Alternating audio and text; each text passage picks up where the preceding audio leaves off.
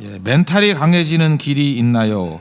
멘탈이 강해지는 길이 있나요? 라는 제목으로 하나님 말씀 증거하도록 하겠습니다. 우리가 말세를 산다 그러는데 에베소 표현에 의하면요, 말세에 이제 마귀가 유혹을 하는데 그것을 시간 낭비하게 만드는 것입니다. 그래서 세월을 아끼라, 원문은 뭐 시간을 구속하라, 뭐 이런 뜻이 있습니다. 그러니까 마귀의 유혹은 시간을 헛되게 사용하는 겁니다. 그러니까 생을 헛되게 사용하는 거죠. 우리 금주간은 고난주간과 동시에 일본 선교가 동시에 이루어지고 있는데, 일본 선교 지금 셋째 날입니다. 이제 좀 익숙해지기도 하지만 이렇게 흐트러질 수도 있는 시간이거든요. 이때가 사실 제일 중요한 때 아니에요. 이렇게 집중할 줄 알아야 되고, 우리 인생도 그렇습니다. 제일 중요할 때 집중할 것 같죠. 절대 그렇지 않습니다. 중요할 때 오히려 마음이 흐트러져서 시간을 낭비하게 만드는 마귀 유혹에 빠질 때가 있다라는 것입니다. 그래서 시간을 어떻게 사용하느냐, 이게 되게 중요하다는 거예요. 그리고 베드로 전서가 이 고난에 관한 말씀이라 그랬잖아요. 근데 고난의 유익 여러 가지가 있지만 고난이 주는 유익이 뭐냐면 시간 낭비의 삶에서 시간 투자의 삶으로 우리를 변화시킨다라는 거예요. 여기 그리스도께서 육체의 고난을 받으신 것과 마찬가지로 우리도 그걸로 갑옷을 삼으라 그러잖아요. 그러니까 고난이 마음에 갑옷을 준다는 거예요. 고난 오기 전에는요, 시간 낭비합니다. 그래서 뭐 온갖 죄 짓고 있는데 그 고난 때문에 우리 죄가 그쳐진다 그러잖아요. 고난이 갑옷이라는 거예요. 이게 독특한 표현이죠. 그 베드로가 시간 낭비 제일 많이 했던 사람 아닙니까? 근데 고난 당함으로 말미암아 방향을 잡고 이제 시간 낭비하지 않는 인생을 살아왔다. 그러니까 고난은 마음에 갑옷을 입게 만드는 힘이 되더라. 이걸 말해주고 있다는 것입니다. 그리고 보통 시간과 강물을 뭐 비슷하게 표현하죠. 흘러가는 겁니다. 이거는 저축할 수 없잖아요. 흘러가는 강물은 뭐 흘러가는 거지, 그걸 어떻게 하겠어요. 시간도 흘러가는 겁니다. 그리고 강물도 흘러가는 거예요. 그래서 이걸 제대로 사용하기 위해서는 반드시 하나님의 뜻, 목적을 알아야 이 시간을 구원받을 수 있다는 것입니다.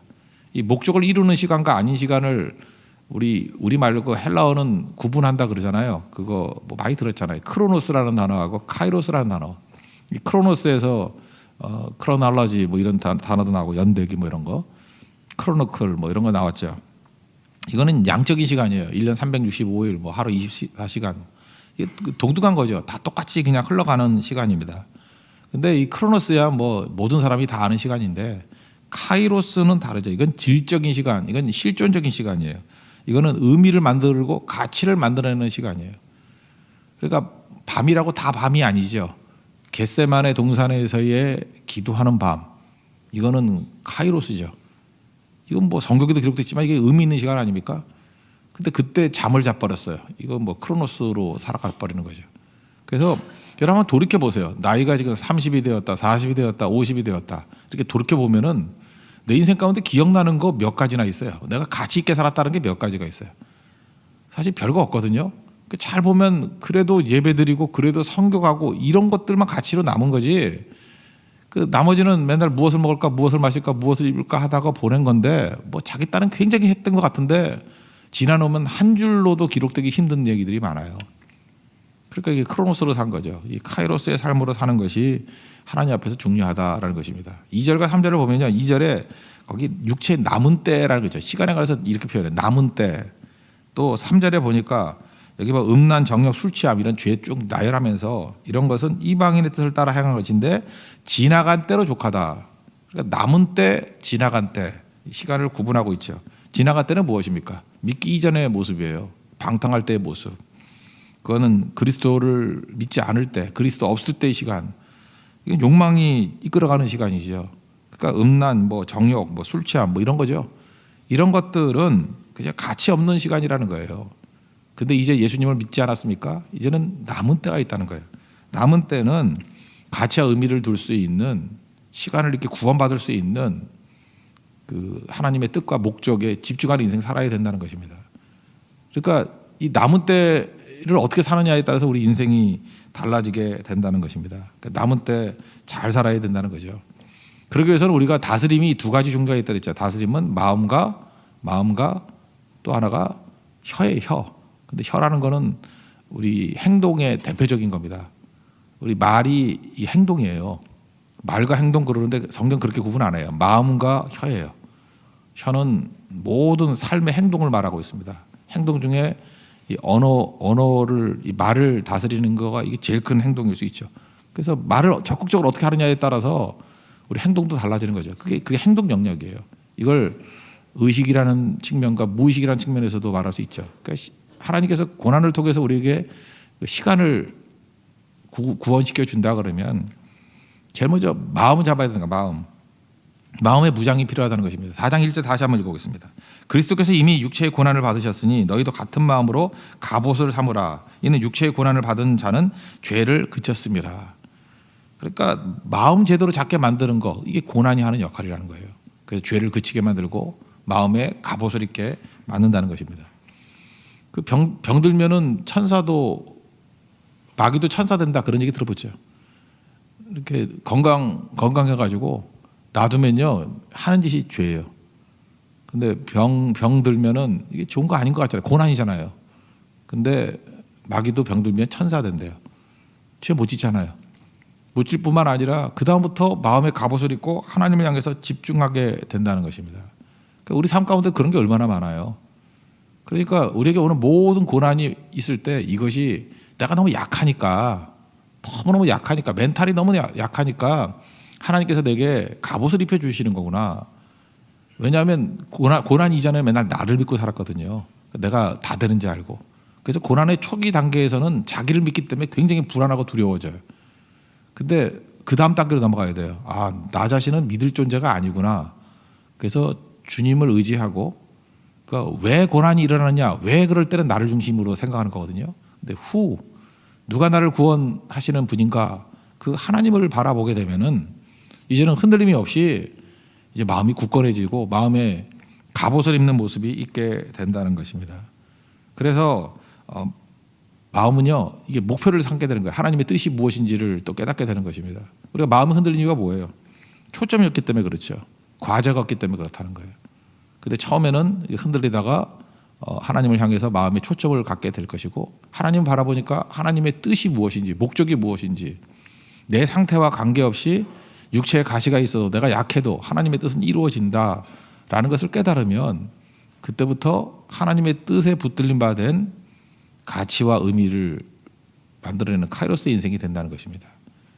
그러면 또 나도 살아나게 돼요. 이거 뭐 복잡하게 설명하지 말고 예를 하나 들어볼게요. 이 연령대를 보니까 80년대, 90년대 음악들을 좀 많이 하는 것 같은데, 훌리오 이글레시아스라는 가수가 있습니다. 훌리오 이글레시아스. 우리 한국에서 제일 많이 유행했던 노래가 헤이라는 노래예요. 내가 부르고 싶지만 노래가 안 돼서 그러는데 다 알아요. 들어보면. 훌리오 이글레시아스. 여기 뭐 연령대는 스페인 가수입니다. 스페인의 국민 가수라 그러죠. 그러니까 우리나라 같으면 조용필, 뭐 이미자 이런 분이죠. 80년대, 90년대 라틴 음악을 주도했던 분이에요. 노래를 얼마나 잘하는지. 스페인 그러면 지금도 라리가 그래서 축구 잘하잖아요. 원래 축구 선수였어요. 그리고 대학까지 축구했고 프로까지도 입문했어요. 그러니까 이 사람이 계속 건강했으면 아마 축구 선수로 유명했을지도 모릅니다. 잘생긴 축구 선수. 근데 자동차 몰고 가다가 차 사고가 났습니다. 나가지고 하반신이 마비가 돼서 18개월 동안 병원에 입원해 있었어요. 마음이 상한 거죠. 마음만 상했을 뿐만 아니라 이분도 믿는 분인데 하나님 이럴 수가 있습니까? 하고 이제 마음이 답답했던 거죠. 왜 자기가 하던 평생 했던 게 축구거든요. 축구 못하게 된다라는 자괴감. 이제 남은 인생 내가 뭐로 살아가야 되나, 뭐 생각하니까 분노심, 뭐 두려움, 뭐 이게 오락가락했다라는 거예요. 너무너무 힘들어서 병원에서 이렇게 치료 받는 것도 힘들지만 마음이 힘든 거예요. 마음이. 이 고난이 약한 마음을 만든다 그러잖아요. 근데 그게 이제 갑옷 입는 거죠. 근데 그때 계기가 뭐였냐면 병원에 있는 목사님께서 조그만 기타 이번에도 일본 성경 가신 분들 큰 기타 말고 조그만 기타 있대요. 그런 거 선물해 줬다라는 거예요. 노래 부르라 그랬더니 이분이 또 노래를 잘했잖아요 원래. 그러니까 지금 또 이렇게 유명한 가수죠. 재미삼아 이렇게 기타 치며 노래를 불렀는데 병실에 있는 모든 사람들이 조용히 쳐다보면서 감동을 받더라는 거예요. 그리고 하나둘씩 이렇게 마음의 치유를 받고 일어서게 되고, 병원에서 18개월 동안 있는 동안에요. 그 후반부 쪽에는 거의 뭐 리사이트를 할 정도로 사람들이 몰려들더라는 거예요. 그리고 진짜 병도 낫는 사람도 많고, 이 사람이 그래서 사명감을 느낀 거예요. 내게 이게 노래라는 은사가 있구나. 그래서 자기 아프잖아요. 지금 굉장히 아픈데 너무 불려다는 데가 많으니까 계속해서 노래 불러주고 병실마다 다니면서 또 그 찬양 집회도 열고 막 이런 일이 벌어졌다는 것입니다. 많은 사람이 살아났어요. 잊어버렸는데 알고 봤더니 자기도 다 나버려서 병이. 원래 병이란 게 그래요. 그게 자기만 골똘히 묵상하고 왜 내게만 이런 고난이 있고 왜 나만 이런 문제가 있냐 그럴 때 이게 더 심화되는데 잊어버려야 되거든요. 몰입이라 그러잖아요. 잊어버리고 사명에 집중하고 헌신하게 되면은 다른 사람 살아나는 모습을 보면 이게 능력의 통로 아니에요. 파이프 아니에요. 파이프에 흘러가면 먼저 제가 제일 먼저 치료해요. 치료의 능력이 흘러가면 다른 사람 살릴 뿐만 아니라 자기는 뭐 당연히 사는 거겠죠. 하나님께서 우리에게 주신 잠재력 우리 2%밖에 못 쓴다 그러잖아요. 어떤 사람은 뭐 한 잘 써봐야 10%. 그런데 이 잠재력을 발휘하기 위해서 제일 중요한 게 이타적인 삶이라고. 다른 사람을 위해서 섬기는 삶을 살면은 최고로 발휘된다 그러잖아요. 어떤 사람은 10%까지 나오기도 한다라는 거. 훌리오 이글레시아스가 그런 인생이었다는 것입니다. 이분이 이런 얘기를 해요. 예수 잘 믿는 분이니까 그런지 모르겠어요. 노래, 이 뮤직이라는 것은 이미 우리 마음 속에 있대요. 뮤직이 우리 마음 속에 있대. 자기 안에 이미 뮤직을 가지고 있답니다. 인생이라는 게 뭐냐? 어떻게 이 뮤직을 끌어낼 수 있는가? 이게 인생의 과제다 이렇게 얘기했어요. 하나님께서 우리에게 이게 복음이라고 말할 수 있대요. 복음을 심겨놓은 거예요. 심겨놓은 걸 이렇게 끌어내 가지고 흐르게 만들면 그것이 나도 살고 상대도 살릴 수 있는 능력이 될 수 있다라는 것입니다. 이 언제 이걸 깨달아요? 보통 때는 이 깊은 물 못 꺼내는데 고난이라는 갑옷을 통해서 이게 끌어올라온다는 것입니다. 오늘도 여러분들 뭐 알게 모르게 닥쳐오는 이 고난을 통해서 강하고 담대해지는 믿음의 종 되기를 바랍니다.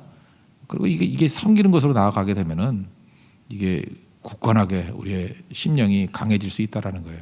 우리 멘탈을 강하게 만들 수 있는 믿음의 종 되기를 바랍니다.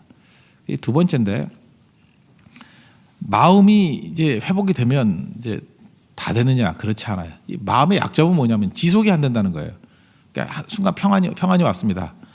그러면 한 번 평안하는데 그 평안 그러면 이게 평안이 유지가 되느냐? 절대 유지가 안 된다라는 거예요. 그래서 여러분 마음 믿지 말라 그러잖아요. 사람 마음 믿으면 안 돼요. 마음은 이게 감수성이 예민한 사람은 들쑥날쑥하고 그래요. 그래서 남자보다 여자들이 감수성이 예민하니까 종잡을 수가 없잖아요. 그죠? 아침 다르고 점심 다르고 뭐 만날 때마다 다르잖아요.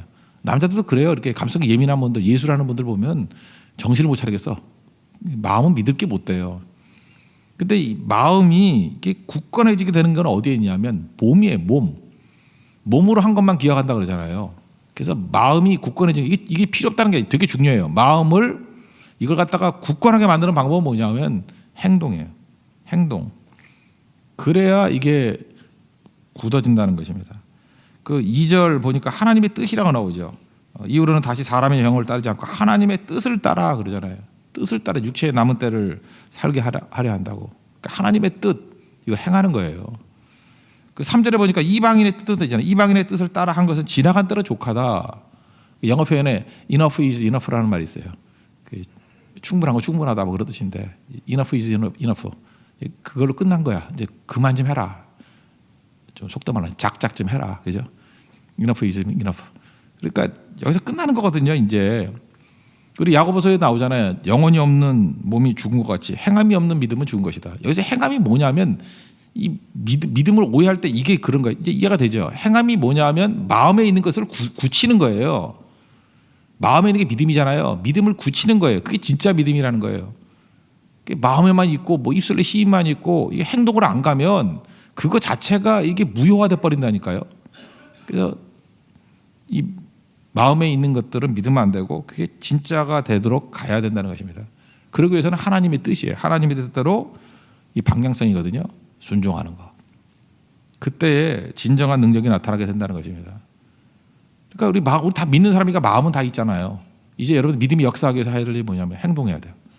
이거 갈라디아서는 뭐라고 표현하냐면 육체의 소욕과 성령의 소욕이다 이렇게 표현해요. 갈라디아 5장 17절 보니까 육체의 소욕은 성령을 거스리고 성령은 육체를 거스리나니. 그러니까 두 가지 소욕이 있을 때 어딜 따라가야 돼요? 행동. 우리 성령께서 임하면 성령의 소욕을 줘요. 소욕. 성령의 디자이어를 준다고요. 그러면 이걸로 마음이 변한 거죠. 이게 마음이 생기는 게 얼마나 중요해요. 근데 성령의 소욕이 있다고 그치면은 그거 믿을 게 못 된다니까요. 그냥 없어져 버려요. 그 다음에 순종의 발걸음을 내딛는 거예요. 그때 온전한 게 된다는 거죠. 대부분 뭐 성경은 그 순종의 발걸음 아닙니까? 사도행전도 액치잖아요. 행동들이잖아요. 생각이 아니잖아요. 행동한 거잖아요.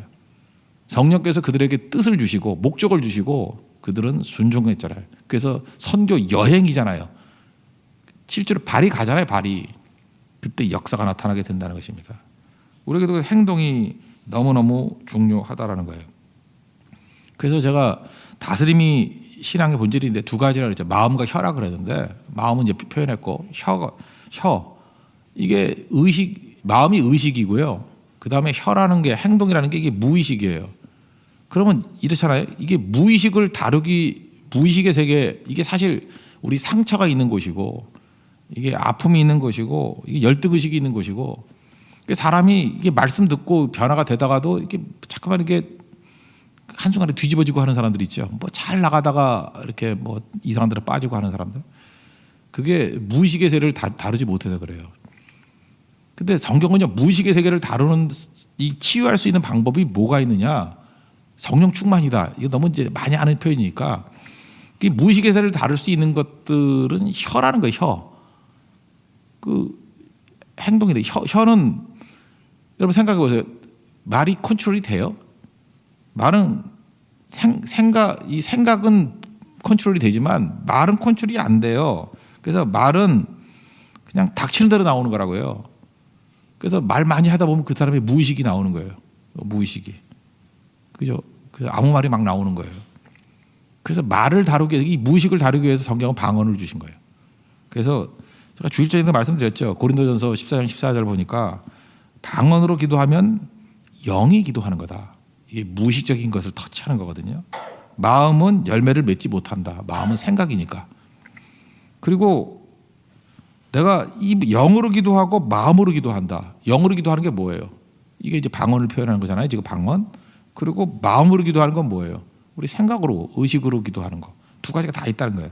찬양도 마찬가지예요. 영으로 찬송하고 또 마음으로 찬송한다. 근데 우리 그리스도인이 여기서만 머물러 있어요. 그럼 무의식에 다루는 게 방언이다. 그러면 방언을 다 주시진 않잖아요. 방언을 다 주시진 않잖아요. 그러니까 방언 기도를 통해서도 무의식이 치유가 돼요. 그래서 상처가 깊은 성도들이 방언 기도 막 하다가 막 회개도 나오고 치유도 되고 그럴 때가 있다고요. 근데 이 길만 있는 게 아니라니까요. 방언보다 훨씬 더 보편적인 건 뭐냐 하면 몸으로 순종하는 거예요. 몸으로 순종하면 무의식의 세계가 다루어져요. 그래서 뭐 성교하고 봉사활동하고 막 이런 사람들이 열등의식에서 벗어나게 되고 상처에서 벗어나게 되고 완벽하게 중독에서 벗어나게 되고 완전히 치유함 받잖아요. 이 중독이 무서운 게 무의식을 다루는 거거든요. 탁구 쳐보셨어요? 뭐 테니스 같은 거. 시간이 굉장히 빠르게 속도로 되는 거 있죠. 그러면 육체로 하루에 한 10시간씩 연습을 해요. 막 죽어라 연습을 해요. 그러면 공이 날라올 때 생각으로 막아요? 몸이 나가는 거예요, 몸이. 그래서 그런 말 하잖아요. 무의식적으로 갖다 댔더니 들어갔다고. 이제 아시겠죠? 몸이 무의식을 다루는 거예요. 몸이. 그래서 몸으로 기억한 것은 이 무의식의 세계를 다 바꿀 수 있다는 것입니다. 그러므로 하나님께서 우리에게 주신 능력이 뭐냐 하면 가만히 앉아서 기도하면서 생각을 해야 돼. 생각을 하면 의식의 세계를 바꿀 수 있어서 이 고난이 그런 거예요. 고난이 우리를 마음을 굳건하게 만들어주는 힘이 있어요. 그 다음에 우리 성도들이 해야 될 일이 뭐냐면 이게 진짜 내 거로 만들기 위해서는 곧장 순종해야 되고 또 필요하다 그러면 방언으로 기도해야 되고 그래서 무의식의 세계를 통째로 내 전인격을 변화시키는 모습이 있으면 이 고난이 주는 유익이라니까요. 그래서 강건한 성도가 된다고요. 그래서 행함이 없는 성도는 반쪽짜리 믿음이에요. 이거 믿음도 아니에요. 나중에 무너져요. 마음이 사라지듯이 이 굳건해진다는 거예요. 이것도 예로 하나 딱 들어볼게요. 이 마귀적인 생각은 뭐냐면 맨날 뒤로 미루는 거예요. 바로가요 이스라엘 백성을 출애굽 안 시킵니다. 이게 질질 끌고 그러니까 하나님께서 10가지 재앙을 내리시죠. 10가지 재앙, 강계, 이파수, 도구, 한감장 10가지잖아요. 강이 변해서 피, 강, 개구리, 이재앙, 파리재앙, 수, 동물 전염병, 수역, 도구, 한감장, 독종, 우박, 황충, 하늘이 캄캄해지고 장자 죽이는 거. 이렇게 안 해도 돼요. 하여튼간에. 근데 우리 교회 성도들은 강계 입하서 도구 한 감장으로 외웠으면 좋겠어요. 그래서 이렇게 10가지. 두 번째 재앙이 개구리거든요. 개구리 재앙의 특징이 뭐예요? 애굽의 온 땅에 개구리가 난리가 벌어진 거야. 개구리가 나타나서 뭐 이건 침실에도 개구리, 뭐 요리할 때 뭐 뚜껑 열어봤더니 개구리, 뭐 치소질 하려고 열어봤더니 거기도 개구리. 살겠어요? 그냥 온통 다 개구리야. 개구리가 깨깨깨깨 하면서 그 더럽잖아요. 그거 어떻게 살겠어요? 그래서 바로가 견딜 수가 없었던 거라고요. 그래서 출애굽기 그게 이제 8장에 나오거든요. 8장에 나오는데